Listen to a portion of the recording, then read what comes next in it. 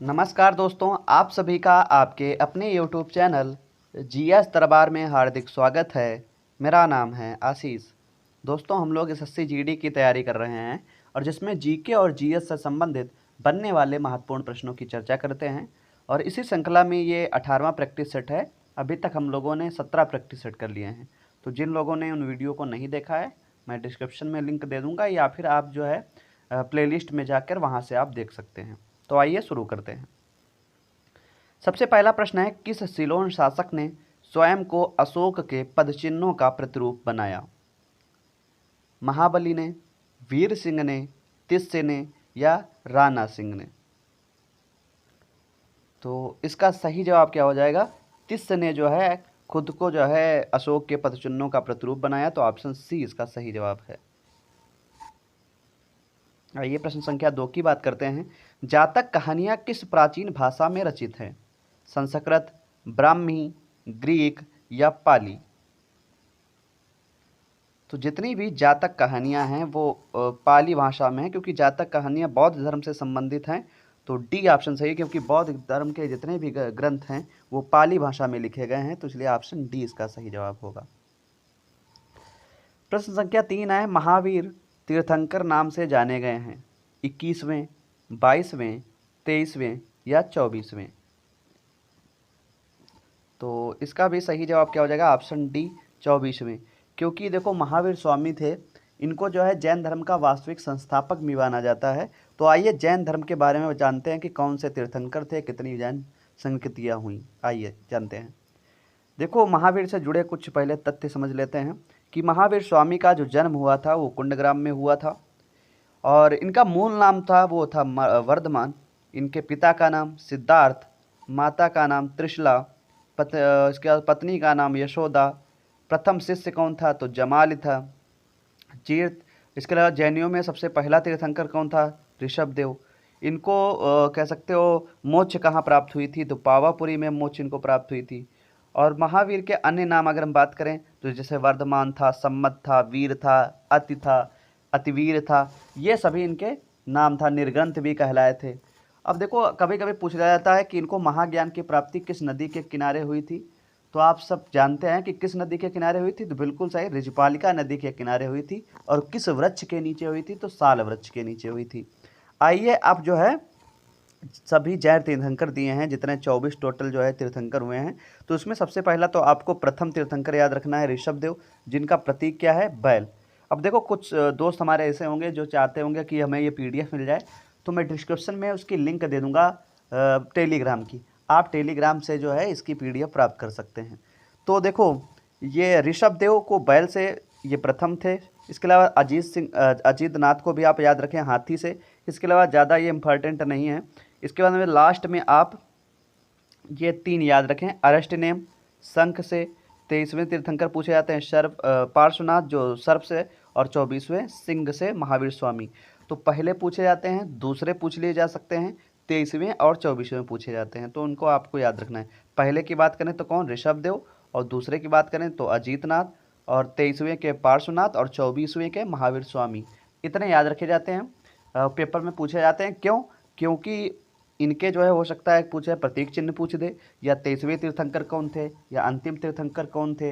इस तरीके से क्वेश्चन पूछ सकता है। तो आप सब इसको याद रखें। इसके अलावा देखो, 2 जैन संगति हुई थी। पहली कहाँ हुई थी? तो पहली जो है 300 ईसा पूर्व हुई थी पाटलिपुत्र में। और इसके अध्यक्ष कौन थे? स्थूलभद्र। इसी तरीके से द्वितीय जैन महासंगति 6ठी शताब्दी में हुई वल्लभी में। और इसके जो कह सकते हो अध्यक्ष थे वो क्षमा श्रमण थे। तो ये भी आपको याद रखना है। कितनी संगति हुई थी? 2। कहाँ? पाटलिपुत्र, वल्लभी। और अध्यक्ष स्थूलभद्र और क्षमा श्रमण। ठीक है, आगे बढ़ते हैं। प्रश्न संख्या 4 की बात करें। सिंधु घाटी सभ्यता की लिपि है अवाचनीय, संस्कृत, फारसी, द्रविड़? तो इसका सही जवाब हो जाएगा अवाचनीय। देखो, क्या था कि कहा जाता है कि सिंधु घाटी सभ्यता की लिपि भाव चित्रात्मक थी। मतलब कहने का तात्पर्य है जितने भी लिपि थी ये पढ़ी नहीं जा सकी है, भाव के रूप में चलती थी। और इसको कुछ लिखा तो है लेकिन आज तक पढ़ा नहीं जा सका है, तो इसलिए अवचनीय थी। आइए प्रश्न संख्या 5 की बात करते हैं। राष्ट्रीय कृषि बीमा योजना कब लागू हुई थी? 1991 में, इसके बाद में 1995, 1999 या 1990। तो राष्ट्रीय कृषि बीमा योजना कब लागू की गई थी? 1999। ऑप्शन सी इसका सही जवाब है। आइए प्रश्न संख्या 6 की बात करते हैं। लीवर के अध्ययन को क्या कहते हैं? कॉस्मोलॉजी, फाइकोलॉजी, हेप्टोलॉजी या हिपोलॉजी? तो क्या बोला जाएगा? हेप्टोलॉजी। ऑप्शन सी इसका सही जवाब है। आइए कुछ शाखाएं हैं विज्ञान की, उनके बारे में जानते हैं। जैसे आप सभी जानते हैं ऑर्बिकल्चर को किस से बोला जाता है? तो वृक्ष के उत्पादन से संबंधित ऑर्बिकल्चर। इसके बाद में आर्कियोलॉजी जो है पुरातत्व से संबंधित है। आर्थियोपेडिक्स अस्थि उपचार के अध्ययन के लिए। आर्बियो कल्चर पेड़ उत्पादन से संबंधित है। इकोलॉजी जीव विज्ञान व पर्यावरण से संबंधित है। इसके बाद में इथोलॉजी की बात करें, प्राणियों के व्यवहार का अध्ययन है। एंटमोलॉजी कीट पतंग का अध्ययन। एकोस्टिक्स यह जो है ध्वनि का विज्ञान है, ये आपको याद रखना है, पूछा जाता है कई बार। एपीकल्चर मधुमक्खी पालन से। इसके बाद में एपिग्राफी शिलालेख से संबंधित। एरोनोटिक्स वायुयान से संबंधित। एस्ट्रोनॉमी खगोल पिंड से संबंधित। और एस्ट्रोलॉजी मानव पर ग्रह नक्षत्र के प्रभाव का अध्ययन। और एक्रोबेस्टिक्स ये जो है व्यायाम संबंधी शाखा है। इसके अलावा कुछ और प्रमुख शाखाएं हैं, जैसे एपीकल्चर मधुमक्खियों का हो गया। एंथ्रोलॉजी पुष्पों का अध्ययन। एंटमोलॉजी कीटों का अध्ययन। सेरीकल्चर रेशम कीटों का अध्ययन। सोरोलॉजी छिपकलियों का अध्ययन। सिविकल्चर काष्ठी पेड़ों का अध्ययन। डेंडोलॉजी वृक्षों और झाड़ियों का अध्ययन। एक्थियोलॉजी मछलियों का अध्ययन। फाइकोलॉजी शैवाल का अध्ययन। आर्थिनोलॉजी पक्षियों का अध्ययन। पिसीकल्चर मत्स्य पालन का अध्ययन। माइकोलॉजी कवकों का अध्ययन। पोमोलॉजी फलों का अध्ययन। ओफियोलॉजी सर्पों का अध्ययन। इस तरीके से कई जो है शाखाएं हैं जो मुझे इम्पोर्टेंट लगी हैं, मैंने उसको इसमें रखा है। मैं फिर आपको बताना चाहूँगा कि अगर आप ये PDF प्राप्त करना चाहते हैं तो टेलीग्राम की लिंक मैंने डिस्क्रिप्शन में दे दी है, आप वहाँ से ले सकते हैं। प्रश्न संख्या 7 है कि सौर सेल बनाने में किस तत्व का प्रयोग किया जाता है? सिलिकॉन, एल्यूमिनियम, जर्मेनियम या प्लूटोनियम? बताएं इसका सही जवाब। तो बिल्कुल सही, ए ऑप्शन सही जवाब हो जाएगा, सिलिकॉन। प्रश्न संख्या 8 है, संसार में सबसे तेज बढ़ने वाला पौधा कौन सा है? शीशम, बरगद, पीपल या बांस? तो ये तो सभी को पता होगा, बांस, ऑप्शन डी। प्रश्न संख्या 9 है, महमूद गजनवी भारत पर अंतिम आक्रमण कब किया था? 1000 में, 1027 या 1027 कह सकते हैं, 1030 या 1025? तो बताएं इसका सही जवाब क्या होगा। बिल्कुल सही, 1027 में उसने अंतिम आक्रमण किया था। कहा जाता है कि महमूद गजनवी जब गद्दी पर बैठा था, वह कसम खा के बैठा था कि मैं जो है जयसिंह के शासनकाल को बिल्कुल समाप्त कर दूंगा, और उसके बाद में पूरे समाप्त भी कर देता है। और लगभग में भारत पर इसने 17 बार आक्रमण किया है, तो ये भी आपको याद रखना है। और अंतिम आक्रमण 1027 में किया था, और किस पे किया था? तो जाटों पर किया था।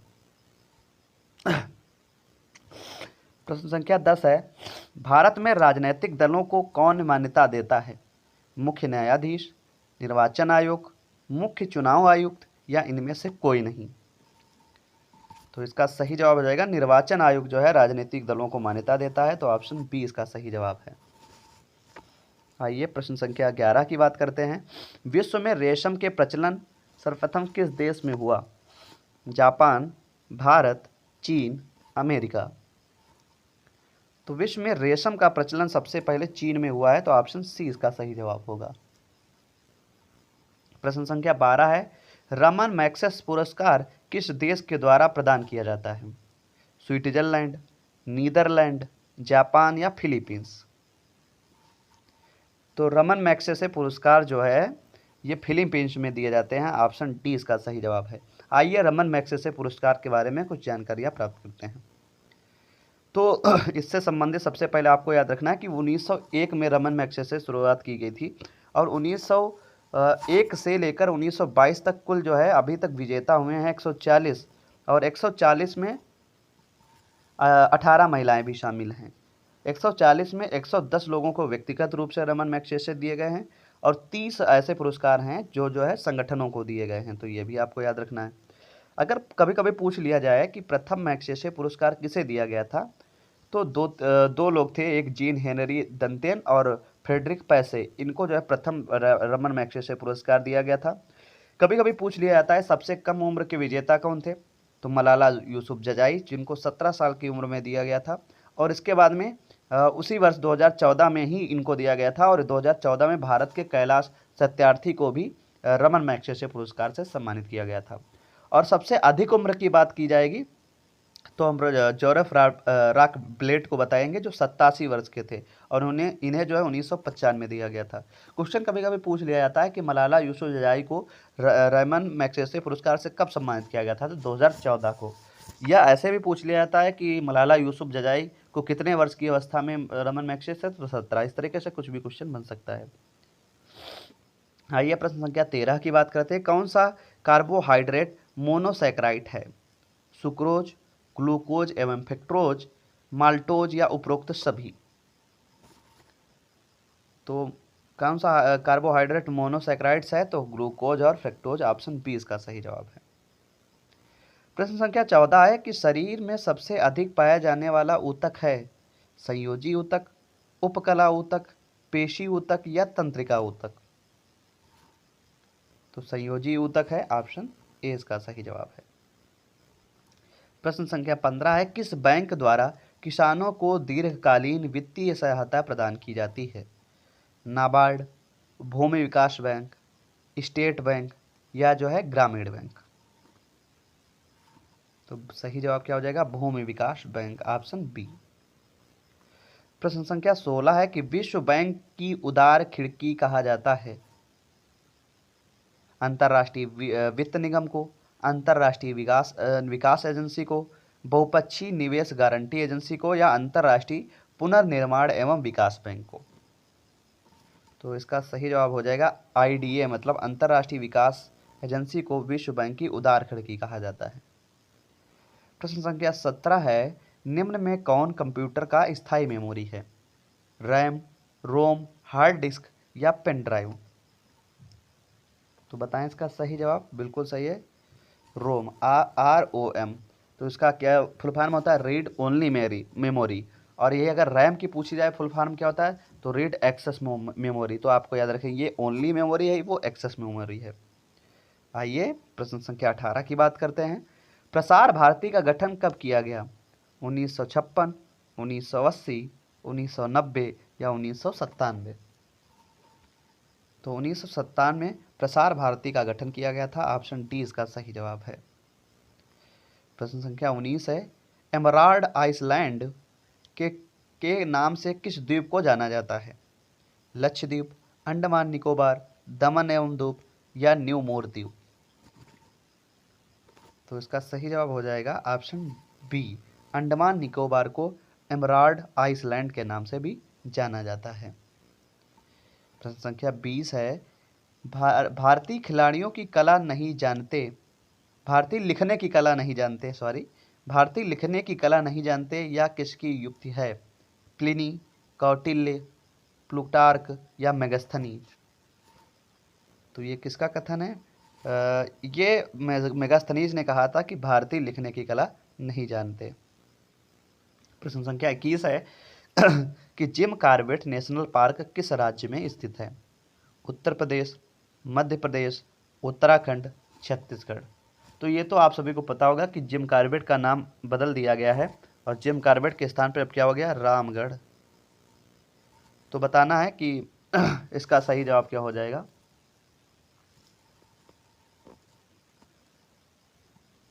ऑप्शन ए है उत्तर प्रदेश, मध्य प्रदेश, उत्तराखंड या छत्तीसगढ़। तो सही जवाब क्या हो जाएगा? उत्तराखंड। आइए जानते हैं कि क्या क्या कौन कौन से प्रमुख जो है नेशनल पार्क हैं। सबसे पहले बात करें जम्मू कश्मीर की, तो जम्मू कश्मीर में आपको याद रखना है हिमिस, किश्तवाड़, सलीम अली और दाची ग्राम, ये जम्मू कश्मीर के हैं। इसके अलावा अगर राजस्थान की बात करें तो घाना याद रखना है, रणथंभौर याद रखना है और सरिस्का याद रखना है। गुजरात की बात करें गिरी और कच्छ याद रखना है। महाराष्ट्र में पेंच और सहाद्री याद रखना है। गोवा में महावीर रिजर्व क्षेत्र याद रखना है। कि अगर बात करें कर्नाटक की, तो बांदीपुर, नीलगिरी ये याद रखना है। और केरल में पेरियार और शांति घाटी।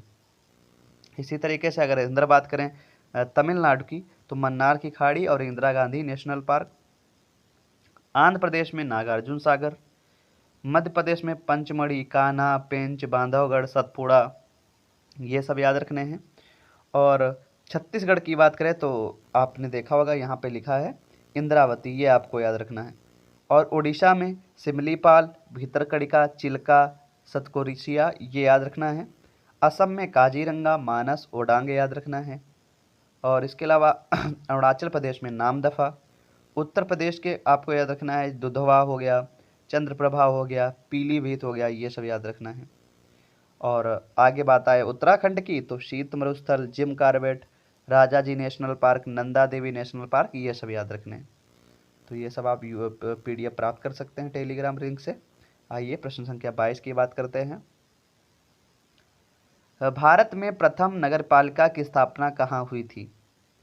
बंगलौर, चेन्नई, दार्जिलिंग, अहमदाबाद।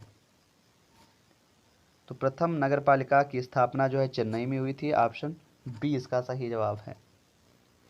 प्रश्न संख्या 23 है, कठपुतली किस राज्य का प्रमुख लोक नृत्य है? गुजरात, असम, राजस्थान या उड़ीसा। तो कठपुतली कहाँ का है, बताएं इसका सही जवाब। बिल्कुल सही, राजस्थान का है। आइए कुछ जो है प्रमुख लोक नृत्य के बारे में चर्चा कर लेते हैं। लोक नृत्य के बारे में बात करें तो देखो इनकी ट्रिक भी एक तरफ दी है। केरल में कथकली, तो आप कैसे याद रख सकते हैं? करेले की कथा कथकली से याद रख सकते हैं। पंजाब का है भांगड़ा, तो पंजे में भांगड़ा लो। इसके बाद में राजस्थान का घूमर, असम का बिहू और बरगम्बा भी है असम का। इसके अलावा अरुणाचल प्रदेश का मुखोटा, गुजरात का गरबा, झारखंड का छऊ। इसके सामने आपकी ट्रिक है, आप उसको याद करना चाहे तो उस तरीके से याद कर लें। उत्तराखंड का गढ़वाली, आंध्र प्रदेश का कचिपुड़ी, छत्तीसगढ़ का गाड़ी, हिमाचल का जो है धमान, गोवा का मंडी, पश्चिम बंगाल का काठी, मेघालय का लाहो, नागालैंड का चोंग, उड़ीसा ओडिसी, कर्नाटक यक्षगान, तमिलनाडु भारतनाट्यम, उत्तर प्रदेश रासलीला नौटंकी ये सभी हैं। वैसे तो बहुत ही कह सकते हो और अन्य जो है लोक नृत्य भी हैं, तो आप इतना याद रख लें। उसके अलावा अगर आप अन्य और चाहते हैं तो बताना, मैं आप एक वीडियो बना दूंगा। वैसे बहुत से और भी अन्य लोक नृत्य हैं जो बहुत ही इम्पॉर्टेंट हैं। आइए प्रश्न संख्या 24 की बात करें। चावल को पॉलिश करने पर कौन सा विटामिन नष्ट होती है? Vitamin A, vitamin B1, vitamin C या विटामिन E। तो चावल को जब पॉलिश कर दिया जाता है तो विटामिन B1 जो है उसमें विटामिन नष्ट हो जाती है। तो आइए कुछ विटामिन देखते हैं, उनके रासायनिक नाम क्या हैं और कह सकते हो बीमारी कौन सी होती है। विटामिन ए की बात करें तो रेटिनाल और कमी के कारण होने वाला रोग बढ़ाता है। इसके अलावा विटामिन B1 थायमीन, बेरी, विटामिन B2 रिबोफ्लाविन चमड़ी का सफ़ेद होना। इसके अलावा B3 niacin चर्मग्राह, vitamin B5 pantothenic चमड़ी का फटना। और इसके अलावा विटामिन B6 तो पीरिडोफाइसन है तो खून की कमी। विटामिन B7 बायोटीन, लकवा हो जाता है, शरीर में दर्द, बाल का गिरना, ये सभी हो जाते हैं। विटामिन B9 फोलिक अम्ल है, खून की कमी आ जाती है, पेचिश आ जाती है। विटामिन B12 की बात करें तो साइनोकोबाल्मिन है, पीलिया और खून की कमी होती है। विटामिन E बहुत बार पूछा गया है तो स्कार्बिक अम्ल, स्कर्वी रोग हो जाता है, मसूड़ों का सूजना। विटामिन D की बात करें तो कैल्सीफेरॉल, सूखा रोग हो जाता है। विटामिन E टोकोफेरॉल, प्रजनन में कमी आ जाती है। और विटामिन K की बात करें तो फाइलोक्विनिन, तो खून के थक्के न जमने के कारण इस होता है। तो ऑप्शन कह सकते हो ये विटामिन आपकी हैं। तो आइए प्रश्न संख्या 25 की बात करते हैं कि विश्व स्तर पर हरित क्रांति का जन्मदाता किसे माना जाता है? नॉर्मन बोरलॉग को, डॉक्टर MS स्वामीनाथन को, डॉक्टर B आर्थर को, डॉक्टर BK जॉनसन को। तो बताएं इसका सही जवाब क्या हो जाएगा? तो बिल्कुल सही, जो विश्व स्तर पर हरित क्रांति के जनक जो है वो नॉर्मन बोरलॉग को माना जाता है। और यही अगर पूछा है भारत में हरित क्रांति का जनक किसे माना जाता है, तो हम एम एस स्वामीनाथन को बता देंगे। और कभी कभी पूछ लिया जाता है कि हरित क्रांति की शुरुआत भारत में कब हुई थी, तो 1965 की तरफ से शुरू हुई थी। और अगर आपसे पूछ लिया है हरित क्रांति शब्द का प्रयोग सर्वप्रथम किसने किया था, तो हम विलियम गेट को बताएंगे। तो इससे संबंधित हरित क्रांति के अलावा भी कई अन्य क्रांतियां हैं जिनसे पूछ लिया जाता है कि श्वेत क्रांति किससे संबंधित है, ठीक, गोल क्रांति किससे संबंधित है, इस तरीके से पूछे जाते हैं। तो आइए कुछ जानते हैं। तो आपके सामने कई क्रांतियाँ दी हैं। तो जैसे हरित क्रांति की बात करें तो खाद्य उत्पादन से, श्वेत क्रांति दुग्ध उत्पादन से, पीली क्रांति तिलहन उत्पादन से, भूरी क्रांति उर्वरक उत्पादन से, नीली क्रांति मत्स्य उत्पादन से, लाल क्रांति टमाटर या मांस के उत्पादन से, गुलाबी क्रांति झींगा मछली उत्पादन से, बादामी क्रांति मसाला उत्पादन से, सुनहरी क्रांति फल उत्पादन से, रजत क्रांति की बात करें अंडा, कृष्ण क्रांति बायोडीजल, अमृत क्रांति नदी जोड़ो परियोजना, काली क्रांति पेट्रोल, गोल्डन फाइबर जूट, स्वर्ण क्रांति फल, सिल्वर फाइबर कपास, सदाबहार क्रांति कृषि से, धूसर सीमेंट से, इंद्रधनुष सभी क्रांतियों की निगरानी हेतु, सनराइज या सूर्योदय इलेक्ट्रॉनिक उद्योगों के विकास हेतु, सेफ्रान केसर उत्पादन से, स्लेटी या ग्रे उर्वरकों के उत्पादन से, खाद्य श्रृंखला क्रांति भारतीय कृषकों को 2020 तक आमदनी को दुगना करना, और व्हाइट गार्ड क्रांति कपास के उत्पादन से। तो ये सब जो है प्रमुख जो है क्रांतियाँ हैं। तो इस वीडियो में बस इतना ही रखते हैं। आप सभी को वीडियो कैसा लगा है कमेंट करके ज़रूर बताएं। मैंने जितने भी महत्वपूर्ण प्रश्न थे उनको थ्योरी के रूप में भी बताने का प्रयास किया है। अगर आपको वीडियो अच्छा लगा है तो वीडियो को कह सकते हो अपने मित्रों के पास भी शेयर करिएगा, और वीडियो के लास्ट तक जुड़े रहने के लिए आपका बहुत बहुत धन्यवाद। नमस्कार।